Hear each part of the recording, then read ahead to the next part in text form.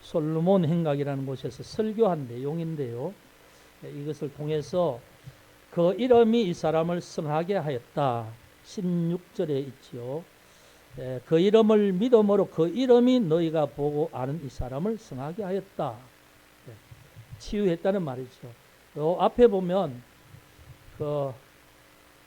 베드로와 요한이 기도하기 위해서 성전으로 올라가다가 성전 앞에 있는 그 거린 안전뱅이를 이 치유하는 사건이 이 사도행전 3장에 나옵니다. 그 기적, 표적이 나타나고 베드로가 그것 때문에 사람들이 모여서 웅성거릴 때에 이제 그들 앞에서 한 설교죠. 여러분 이제 이 말씀을 드리기 전에 오늘 말씀과 연관된 어떤 주제를 한 가지 말씀을 좀 드리고 싶은데 여러분께 좀 여쭤볼게요. 우리가 믿음 생활을 하잖아요. 믿음 생활을 우리가 예수를 믿고 신앙생활을 하죠. 그런데 신앙생활을 하는 이 신앙생활이 우리의 의지와 우리의 열심과 또 우리의 노력 그런 것으로 하나님 앞에 열심을 내서 신앙생활을 하는 것일까요? 아니면 우리 내면에서 우리에게 신앙생활, 믿음생활을 할 수 있도록 격려하고 하는 또 다른 것이 있을까요? 보이는 것은 우리잖아요. 우리 보이는 것은 열심을 내면 우리가 열심 내는 모습이 보이지요. 그리고 우리가 무엇을 계획하고 노력하고 하면 그 일이 실제로 보이는 모습이 이루어져 가지요. 그런데 믿는 자에게 있어서 그것이 다일까라는 거예요.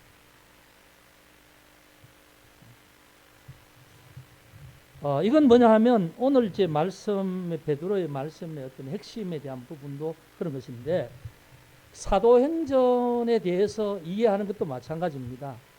사도행전을 보면 그 사도행전 자체가 사도들이 이 행동한 사도들이 행적을 기록한 그런 어떤 내용이지요. 그게 사도행전 말 그대로 이제 한문으로 풀이하면 그렇습니다.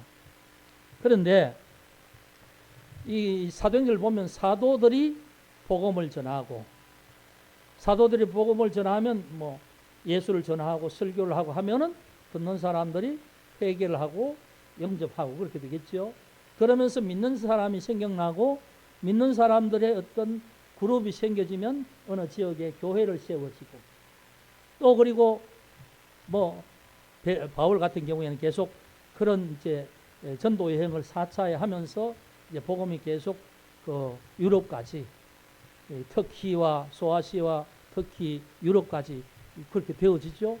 그렇게 이제 복음이 확장이 되죠. 복음이 확장이 되어서 이 바울이 로마 감옥에 순교하기 직전까지 그게 이제 사도행전이죠.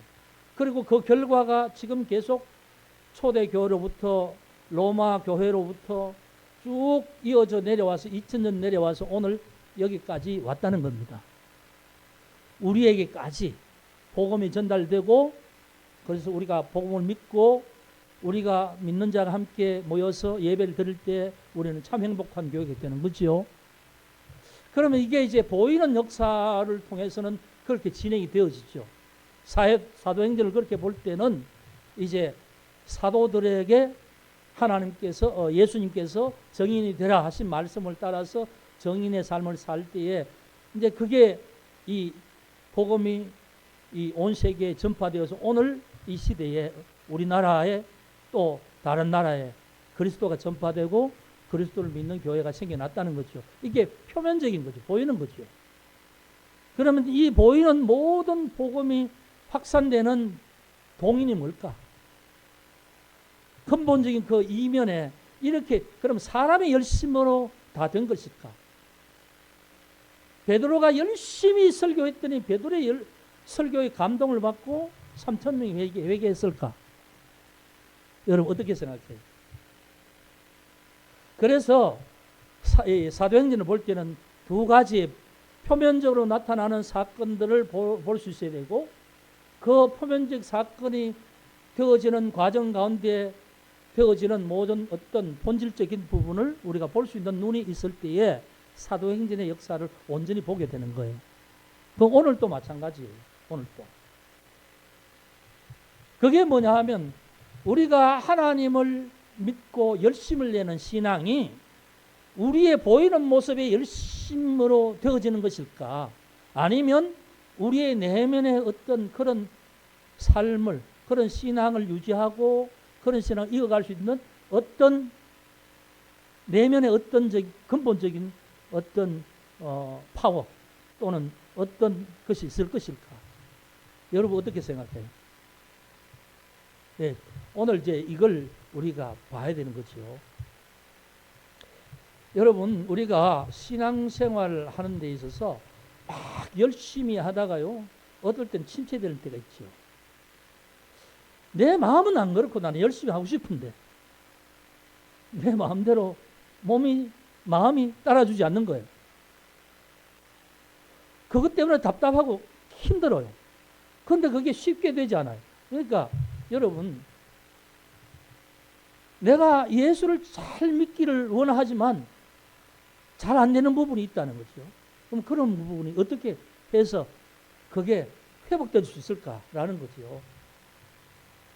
여러분 한 학기를 시작하잖아요. 한 학기를 시작하면서 우리 청년들이 특별히 이제 또 계획을 가지고 뭐 올해는 이번 학기에는 뭘 할 것이다. 학점의 목표를 두거나 또는 자기 나름대로 배우고 싶은 학과목을 정리해서 그걸 하거나 뭐 여러 가지 하겠죠. 자기 나름 목표 있겠죠. 그게 이제 보이는 거잖아요. 보이는 계획을 하고 나의 열심을 다해서 할 것인데 그렇게 한다고 해서 모든 게 다 내 마음대로 되어질까? 변수들이 있잖아요. 변수들이. 나는 하려고 했는데 뭔가 중간에 툭 튀어나오는 일들이 있잖아요. 그래서 때로는 그거 하다가 중지할 경우도 있고 그렇죠. 그런 상황이 있죠. 그게 우리의 삶이죠. 그럼 과연 그런 가운데서 정말 우리가 원하는 바대로 할 수 있도록 우리의 노력과 의지 그것 이외에 우리를 받쳐줄 수 있는 힘과 어떤 근원적인 무엇이 있을까? 이런 부분을 여러분 믿는 자는 생각해야 된다는 거죠. 그게 사도행전에 말하는 성령의 이끄심이라는 거죠. 성령의 이끄심. 여러분 이 성경을 보면 사도행전 성령의 어떤 사건이 뭐 한순간에 되어진 게 아니죠. 예수님께서 복음서의 내용을 보면 하나님이 성령을 통해서 보내셔서 사람의 모습으로 오셔서 공생애를 시작하죠. 세례를 받고 공생애를 시작하면서 기적을 행하시죠. 표적을 행하죠. 그러면서 요한복음 같은 경우에 보면 예수님이 뭐 오병이어를 그 기적을 행하시고 난 다음에 설교를 합니다. 쭉 설교를 하면서 나는 하늘에서 내려온 떡이다. 나를 먹어야 산다. 그렇게 말씀을 해요. 그러니까 사람들이 이해를 못하는 거예요. 그런데 그렇게 말하는 이유가 뭐냐 하면 하나님이 보내신 그리스도라는 거죠. 예수님이 하나님이 보내셔서 오신 하나님의 아들이면서 나를 통해서 죄사함을 얻고 구원을 받는다. 이 부분을 직접 말씀하시는 게 요한복음에 있는 말씀이지요. 그런데 예수님이 그 말씀을 쭉 하시다가 요한복음 보면 십자가에 달려 돌아가시기 직전에 제자들에게 내가 가면 아버지께 가면 아버지께 부탁을 해서 또 다른 보혜사를 너에게 보내줄 것이다. 그가 오면 내가 말한 모든 것을 알게 할 것이고 내가 한 모든 일보다 더 큰 일을 할 것이다. 이렇게 요한복음에 말씀을 해요. 예수님이 말씀하면 십자가 지시기 전에 예언을 한 거죠. 약속을 하는 거죠. 그리고 예수님이 십자가에 돌아가셔서 부활하시고 성천하시기 직전에 다시 제자들이 말합니다. 내가 너에게 말한 약속한 것을 기다리라. 몇 날이 못 되어 너희들은 성령으로 세례를 받을 것이다. 그렇게 사도행전 1장에 약속을 하죠. 그리고 이제 예수님이 곧 말씀을 한마디 더 붙이고 하나님 나라로 가십니다. 오직 성령이 너에게 임하시면 너희가 권능을 받고 예루살렘과 온 유대와 사마리아 땅끝까지 이르러 내 증인이 되리라. 이 말씀을 하시고 그들이 보는 앞에서 하늘로 가셨다는 거예요. 사도행전 1장에. 그리고 나서 사도행전 2장에 성령이 오시지요. 120명. 그 예수님의 약속을 믿고 기다리는 자들에게, 제자들에게, 120명에게 성령이 충만함이 임해서 그들이 이제 말을 하기 시작하는 거예요. 그 말이 뭐냐 하면 사도행전의 이 내용을 보면 외국어 방언을 하기 시작했다는 거예요. 오순절에 그 지중해 각국에서 온 유대인들, 순례자들 앞에서 그들이 말을 하는데 그 온 사람들이 전부 자기 지역의 말로 듣는 거예요. 아니, 이 사람들이 한 번도 공부를 하는 사람들이 아닌데 어떻게 이 말을 하느냐? 그럴 때에 베드로가 설교를 하죠. 이렇게 된 것은 술 취한 것이 아니고 요엘 선지자가 말한 것처럼, 구약의 선지자가 말한 것처럼 말세의 내용을 남종과 여종에게 부어줄 것이다 하신 그 말씀이 오늘 지금 우리에게 임했다. 그러면서 설교를 하잖아요. 그 설교를 통해서 그날 3,000명이 회개했다는 거예요. 그러면 베드로가 설교를 잘해서 3,000명이 회개했을까요? 우리가 하나님을 삼위일체를 믿죠. 성부 하나님, 성자 예수님, 성령 하나님, 이렇게 믿잖아요. 성부 하나님이 구원을 계획하시고 성자 예수님이 오셔서 인간의 죄를 위해 십자가에 달리시는 그 모든 것을 통해서 인간이 죄 사함 받을 수 있는 길을 다 이루시고, 자, 이루셨지만 그것을 믿어야만 자기의 죄를 속죄함 받을 것인데 예수님이 계셔서는 그렇게 할 수가 없죠. 예수님이 보혜사 성령, 하나님의 영을 보내주셔서 그 영으로 믿음으로 받아들이는 영에게, 사람의 영에 들어가서 그들 새롭게 한다는 거죠. 죄사함을 받게 하고 새롭게 한다는 거. 이게 이제 예수님이 하신 말씀인데 그게 그대로 사도행전 2장 이후에 이루어지는 거죠. 그래서 회개하고 예수 이름으로 회개하면서 죄사함을 받고 세례를 받는 자들에게는 다 용서함을 받잖아요. 그리고 그게 이제 한 사람 한 사람 구원이 이루어지는 거지요. 그게 사도행전의 역사입니다. 자, 그러면 구원이 이루어지는 것, 예수님은 육신이 가셨어요. 예수님 계실 때는 나를 믿어라, 믿는 자는 살겠다 하셨지만 예수님 가셨어요. 예수님 가시고 안 계시니까 예수님이 성령을 보내주셔서 성령이 충만한 자의 입을 통해서 예수가 하신 일과 함께 그 입을 통해서 하신 그 성령이 임한 사람의 입을 통해서 하는 일이 예수님 살아계신 육신으로 하신 그 모습처럼 그대로 똑같이 나타나는 거예요. 그게 안전뱅이가 고침받는 사건이죠. 자, 그러면 사도행전의 사건은 제자들이 행동하고 해서 된 것일까? 예수님이 말씀하신 성령의 오심으로 이 일이 이루어지신 것일까? 그런 거죠. 보통 우리는 보이는 것에 대해서 그거 확실히 내가 봤어, 그건 인정할 수 있어, 믿어, 그렇게 말하죠. 보지 못한 것은 그건 믿을 수 없어. 왜? 못 봤으니까. 근데 여러분, 근본적으로 우리가 보는 것이 정확하지 않아요. 우리의 눈에는 착시라는 그런 오류들이 있어요. 한계가 있단 말입니다. 우리 전지전능한 인간이 아니란 말입니다.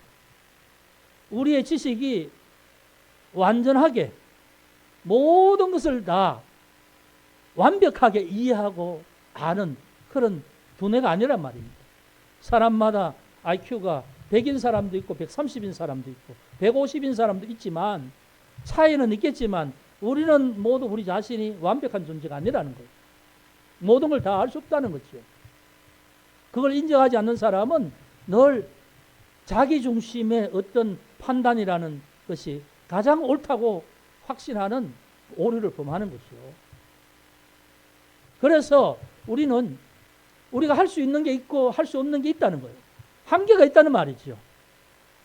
그런데 기적이라는 것, 이건 우리의 한계를 뛰어넘는 일은 우리가 하는 것이 아니라는 거죠. 하나님만이 하실 수 있으니까 하나님의 영이 오셔서 하나님이 그 사람과 함께 동역할 때에 하나님의 놀라운 역사들은 실제화되어진다는 거죠. 그 사건이 뭐냐 하면 오늘 3장에 있는 성전 미문에서 나면서부터 안전병이 일어난 사건이에요. 자, 그 사건을 보면 그렇습니다. 베드로와 요한이 구시에 기도하기 위해서 성전에 들어갈 때에 안전병이 거기에 구걸하기 위하여서 자리에 앉아 있습니다. 그 사람이 하루 그날만 앉아 있었던 게 아니겠지요. 늘 그 자리에 있었어요. 베드로와 요한도 늘 그 자리, 그 시간에 기도하기 위해서 성전을 떠나던 사람이에요. 그러니까 성전에 기도하러 간 경건한 모든 사람들, 그 사람이 누군지 다 알아요.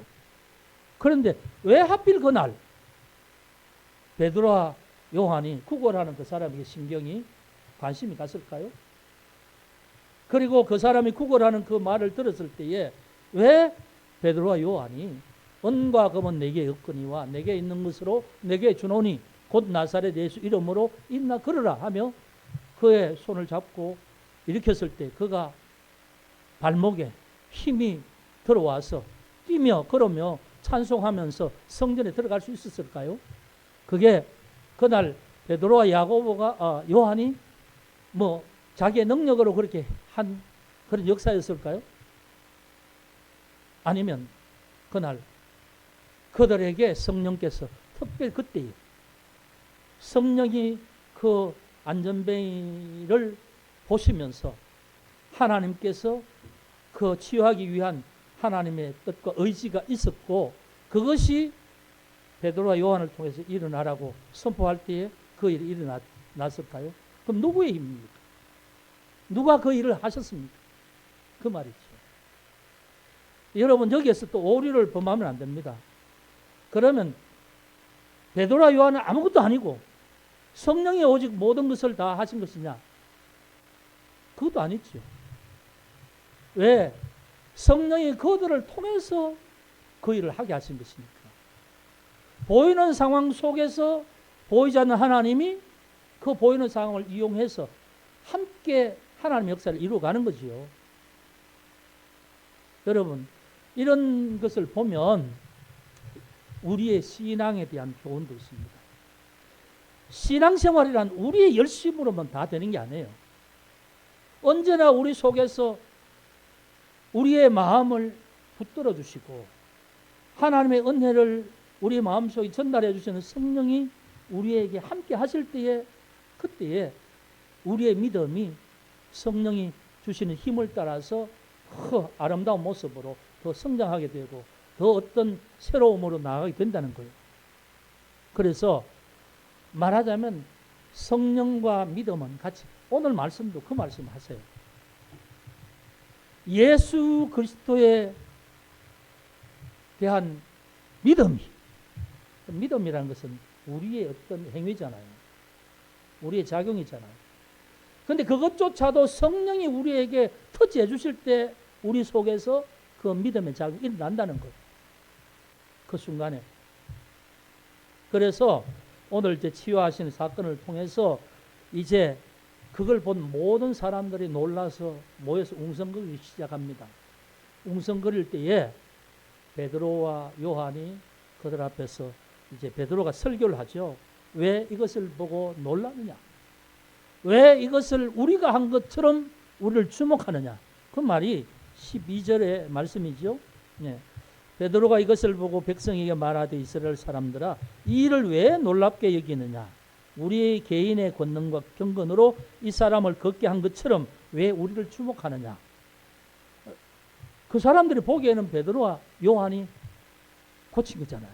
그러니까 그 사람을 볼 수밖에 없죠. 베드로와 요한을 보면서 웅성거릴 수밖에 없죠. 그런데 베드로와 요한은 분명히 말합니다. 왜 우리를 보고 우리가 한 것처럼 그렇게 우리를 바라보느냐? 그 말은 뭡니까? 우리가 한 게 아니다 그 말이죠. 그 말은 뭡니까? 우리 속에 성령의 역사하심으로 이 일이 되어졌다는 것을 말하는데 뒤에 설명하고 있어요. 13절부터 보면 이 말을 하면서 13절부터 18절까지는 예수 그리스도에 대한, 그러니까 왜 이것을 우리가 했다고 우리를 주목하느냐 하고 난 다음에 예수에 대한 얘기를 해요. 그러면서 13절에 보면 하나님이 예수를 영화롭게 하셨다. 그런데 그 예수는, 너희는 그 예수를 빌라도에게 넘겨주어서 그를 죽였다라는 걸 말해요. 13장 13절 하반절에 너희가 그를 넘겨주고 빌라도가 놓아주기로 결의한 것을 너희가 그 앞에서 거부하였으니, 그렇죠. 빌라도는 신문을 해보고 이 사람, 이 예수가 어떤 사형에 처할 죄가 아니라는 걸 알고 있었지요. 계속해서 놓아주려고 하잖아요. 놓아주려고 하지만 계속 군중들이, 제사장들과 그들의 어떤 그 회유에 넘어가 있는 군중들이 그를 죽여라, 십자가에 죽여라고 계속 외치지요. 빌라도는 놓아주려고 계속 했지만 너희는 그것을 계속 거부하고 오히려 어려운 일은 거부하고 살인자, 강도는 놓아주기로 하였다. 그런데 너희가 죽인 그가 생명의 주다. 그래서 15절에 너희가 생명의 주를 죽였도다. 그러나 하나님이 죽은 자 가운데서 그를 살리셨으니 우리가 이 일의 정인이다. 사도들이 부활하신 정인이죠. 부활의 주님을 만난 정인이잖아요. 그러면서 쭉 상황을 얘기를 합니다. 그러면서 자, 이제 이 사람이 낫게 된 게 무슨 이유로 낫게 되는가? 16절에 그 이름을 믿음으로 그 이름이 너희가 보고하는 이 사람을 성하게 하였다. 그 이름, 예수 이름이, 예수 이름을 믿음으로 그 이름에 이 사람을 고쳤다. 이렇게 말씀하죠.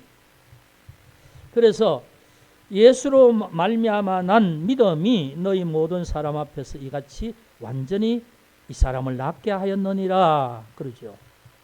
이 치유가 뭐냐면 예수와 예수를 향한 믿음, 이 사람을 치유했다는 거죠. 자, 여기에서 하나님의 역사는요, 하나님과 예수 그리스도 하나님의 능력은 불변입니다. 뭐 어떤 순간에는 더 많아졌다, 어떤 순간에는 뭐 그런 게 아니죠. 그러면 어떤 하나님의 그 무한하신 능력의 역사하심의 결과는 우리에게 달렸다는 거예요. 우리의 믿음을 따라. 그래서 우리가 믿음의 척도가 얼마만큼인가에 따라서 하나님이 일하시는, 하나님이 우리와 함께 일하시는 그 일하심이 다르다는 거예요. 그러니까 우리가 이 일은 우리가 해야 되는 것이라 생각하면 하나님은 우리 속에서, 예수님은 우리 속에서 가만히 계세요. 너가 하라는 거죠. 그런데 이것은 주님과 함께 해야 될 일이라 그 믿음을 가지고 하면 주님이 내 속에서 나와 함께 우리 가운데서 역사하신다는 거예요. 그게 우리의 개인적인 건강이든지 또는 우리의 가정의 어떤 삶이든지 우리의 사업이든 일이든지. 왜? 여러분, 우리가 그렇게 믿죠. 하나님은 우주의 주인이라고 믿지 않습니까? 그렇게 믿는다면 우리의 모든 삶에 아무리 큰 일이라 하더라도 하나님의 그 역사 속에서 벗어나는 일이 어디 있겠습니까? 그렇죠? 그러면 이제 우리의 기대와 믿음의 그 어떤 한계 속에 하나님이 일하신다는 거예요. 그럼 하나님 무능하시냐? 무능하셔서 그렇게 못하시냐? 그게 아니라 우리의 믿음과 우리의 어떤 하나님을 향한 신뢰가 딱 한계가 있기 때문에 하나님은 더 이상 하지 않으신다는 거예요. 그래서 여러분, 우리의 신앙을 보면 사람마다 다 달라요. 어떤 사람은 이지적인 신앙이라서 자기가 성경 가운데 있는 어떤 믿음을 나름대로 한계를 딱 지어놓고 있어요. 이 정도는 믿을 수 있지. 근데 이건 상식적으로 말이 안 돼. 논리적으로 말이 안 돼. 이렇게 라인을 딱 그어놓는 사람이 있어요. 그러면 이제 그 사람의 믿음대로 되어지는 거지요. 여러분, 오해하지 마세요. 여러분, 우리 청년들이 시험을 칠 때 공부를 열심히 했는데 성적이 좀 잘 안 나온다. 사실은 여러분, 그건 좀, 근데 공부 안 했는데 성적이 잘 나온다. 그건 이상이 있죠. 그런 게 아닙니다. 여러분, 공부를 안 하고 시험 잘 치게 해주십시오. 그게 믿음일까요? 하나님께 맡깁니다. 내일 시험 치는 시간에 하나님이 내 눈을 열어주시고, 그게 믿음일까요? 그거는 욕심이지요. 그 믿음이 아닙니다. 그건 어떻게 보면 심부가 고약한 거죠. 예, 공부하지 않고 성적을 많이. 그런데 열심히 한 사람이 내일 실수하지 않도록 하나님, 내가 공부한 분량 안에서 시험이 나올 때에 그 한 가지도 실수하지 않도록 하나님 내게 지혜로 함께 해주시고 생각나게 해주시고, 그건 합당한 거죠. 그러니까 여러분, 우리가 우리의 삶에 보이는 현실과 믿음이라는 게 서로 상치되는 게 아니에요. 같이 합력하는 거예요. 합력. 이해가 되세요? 그러니까 우리가 살아가는 모든 시간에 나의 최선을 다해야 되는 건 당연하지만 내 힘으로만 모든 걸 해결한다는 그 사고방식은 믿음이 아니라는 거예요.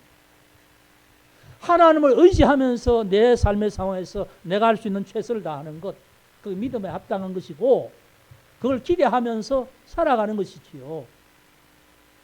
그게 오늘 말씀에 보면 그 이름을 믿음으로 예수로 말미암아 난 믿음이 너희 모든 사람 앞에 이와 같이 완전히 낫게 하였느니라.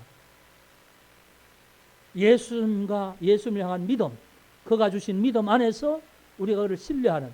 그래서 여러분, 성령의 충만함이란 성령이 오셔서 막 비가지고 이런 게 아니라 내 속에 계신 성령님이 그의 뜻대로 나를 지배하시는 게 성령의 충만이에요.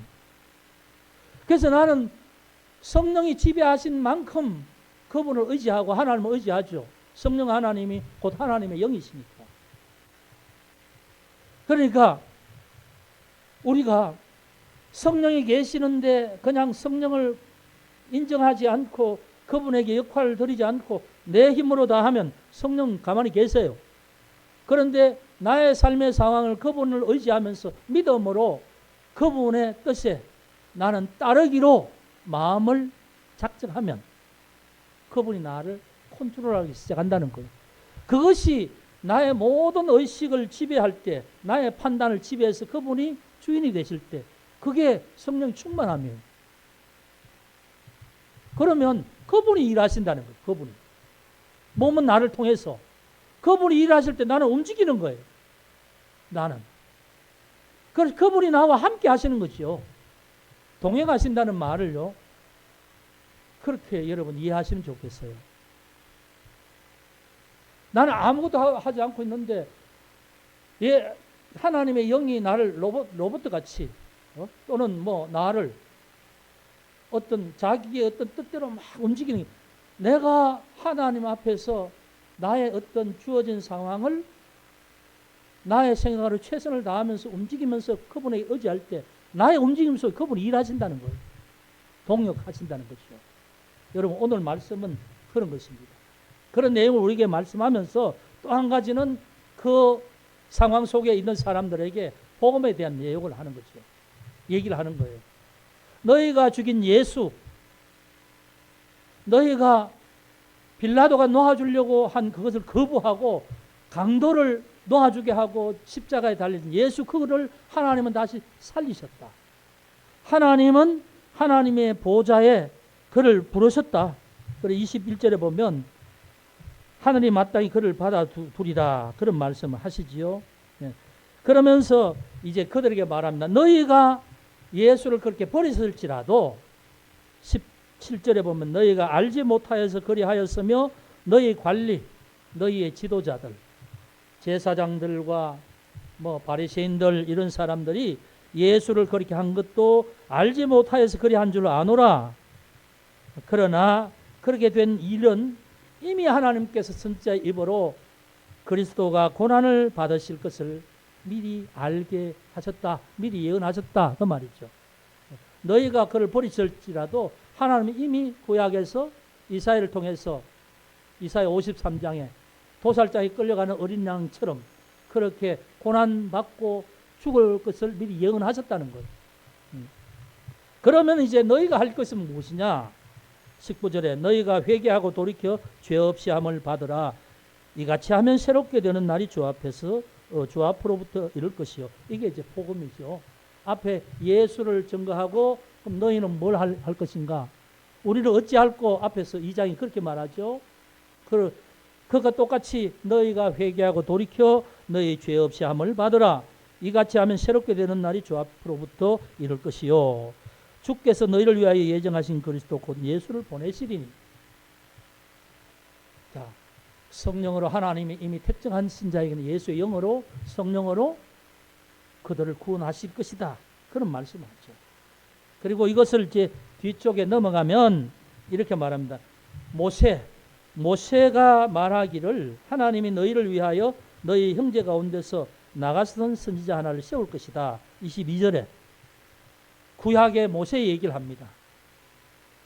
그런데 모세가 뭐라고 말하냐면 너희가 무엇이든지 그의 모든 말을 들을 것이다. 누구든지 그 선지자의 말을 듣지 아니하는 자는 백성 중에 멸망받으리라.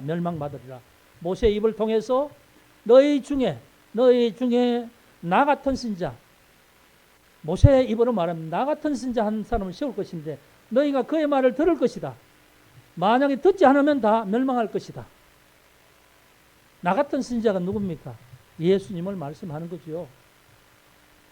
또한 사무엘 때부터 이어 말한 모든 선지자도 이 때를 가리켜 말한 사무엘 선지자죠. 네. 자, 그 이후에 선지자가 나오잖아요. 자, 여러분, 이 구약을 말할 때 어떻게 말하면 율법과 선지자 이렇게 말하죠. 율법은 모세로부터 출애굽 이후에 하나님께서 그 모세에게 말하신 법이잖아요. 그리고 그 다음에 이제 선지자 말하죠. 선지자 예언자지 않습니까? 예언자. 그러니까 율법과 선지자 말은 구약 성경, 구약에 있는 하나님 말씀을 전체 통칭하는 말씀이에요.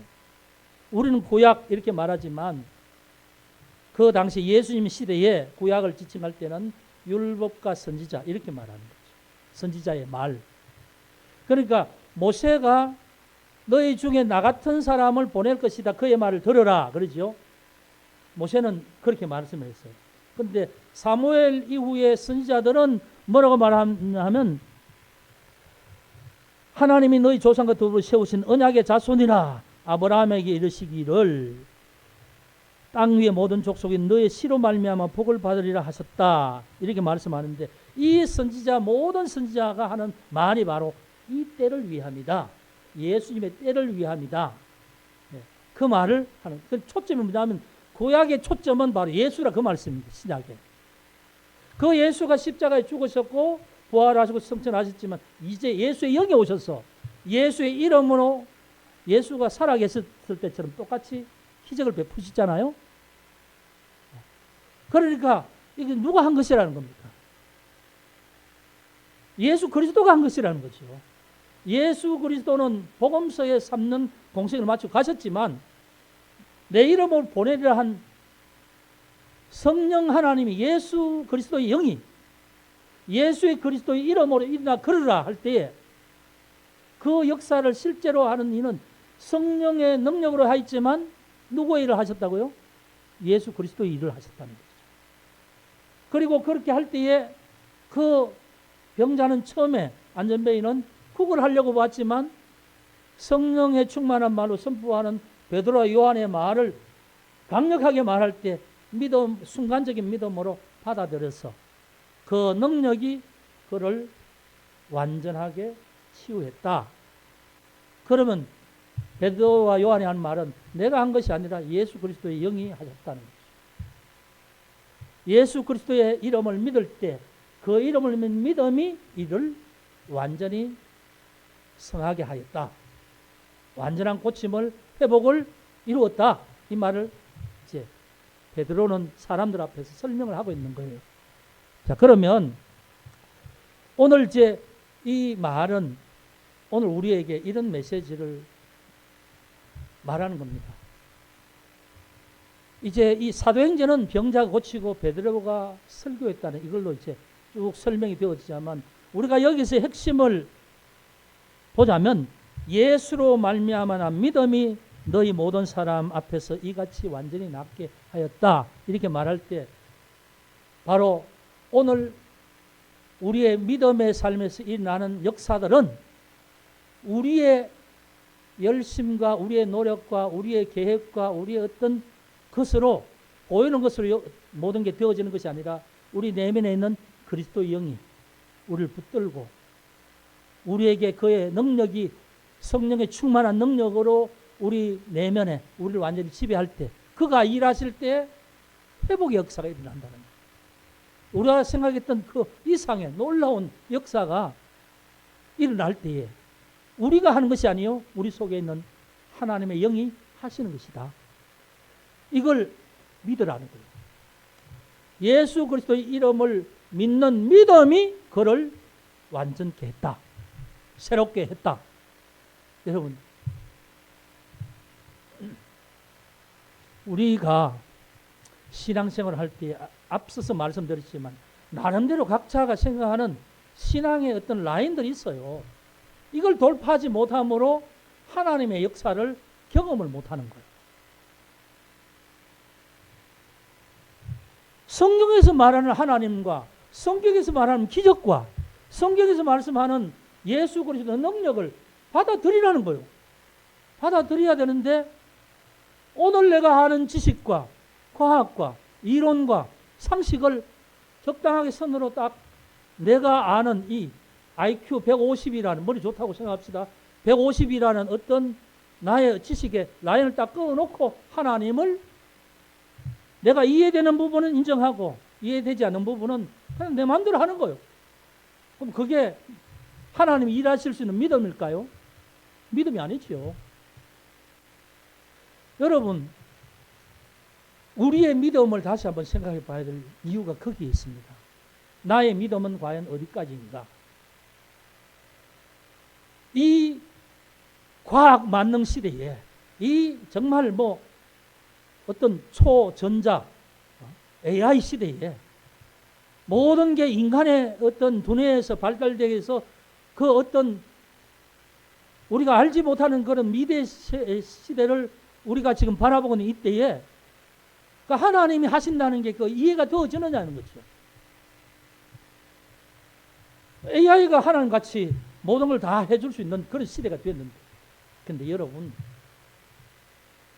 우리가 형이하학적인 이런 세계가 모든 세계가 아니라는 거예요. 여러분, 우리의 정신세계가 있죠.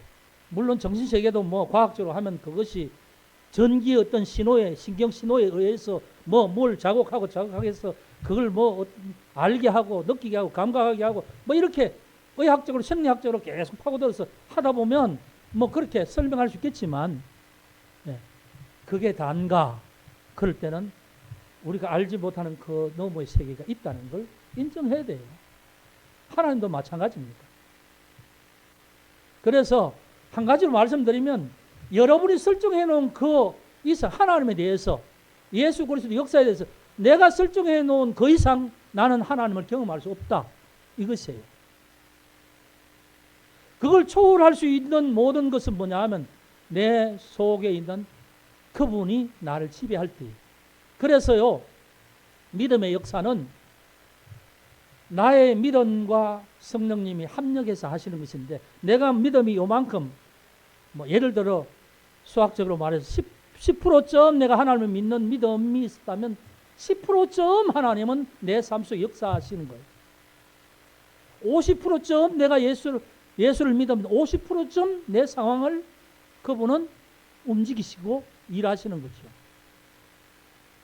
내가 모든 어떤 상식으로 내가 할 수 없어서 모든 걸 다 하나님께 맡깁니다 할 때는 하나님께서 우리의 삶에서 모든 걸 통하여서 하나님의 기적을 보이시게 하는 거지요.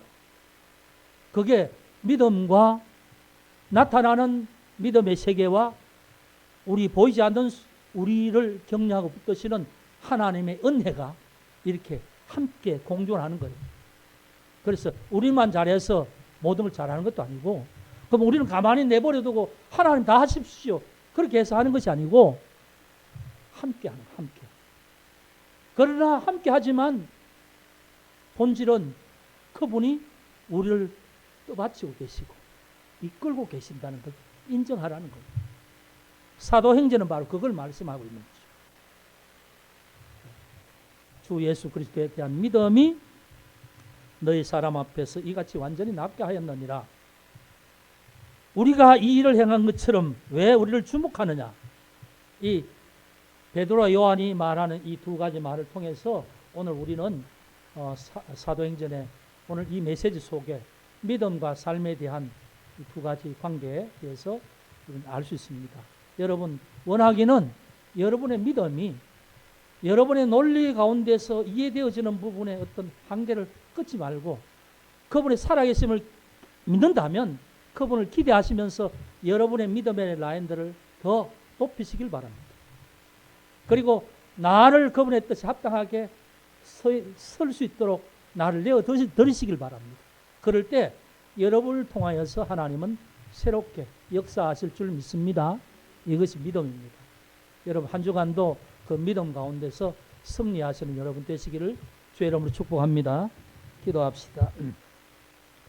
아버지 하나님, 오늘 우리가 8월 마지막 주일 새학기를 시작하는 청년들과 함께 우리가 예배를 드립니다.